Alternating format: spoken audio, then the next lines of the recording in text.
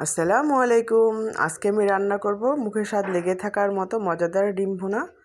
আর এই ডিম ভুনাটা তৈরি করার জন্য এখানে প্রথমে আমি কড়াইয়ের মধ্যে তেল গরম করে সামান্য হলুদ আর কর্নফ্লাওয়ার দিয়ে নিলাম। এখন ডিমটাকে খুব ভালো করে ভেজে নেব। আর সেই একই কড়াইয়ের মধ্যে আমি এবার দিয়ে দিব পেঁয়াজ কুচি আর দিয়ে দিব একটা টমেটো। এটা খুব সুন্দর করে আমি এখন তেলের মধ্যে ভেজে নেব। ভাজতে ভাজতে যখন এটা খুব নরম হয়ে আসবে তখন একে একে এখানে সব মশলাগুলো আমি দিয়ে নেব। এখানে স্বাদ মতো লবণ দিয়ে নিলাম আমি, আর দিয়ে নিচ্ছি মরিচ গুঁড়া 1 চা চামচ পরিমাণ, আর হলুদ গুঁড়া দিয়ে দিলাম 1/2 চা চামচেরও কিছুটা কম, আর আদা রসুন বাটা 1/2 চা চামচ পরিমাণ। এখন মশলাটা খুব ভালো মতো কষিয়ে নিয়েছি, আর ঝোলের জন্য সামান্য পানি দিয়ে এখন আমি এখানে ডিমটা দিয়ে নিলাম। আর এই ডিমটা খুব সুন্দর মতো কষিয়ে আমি নামিয়ে নিলেই তৈরি হয়ে যাবে মজাদার ডিম ভুনা। আল্লাহ হাফেজ।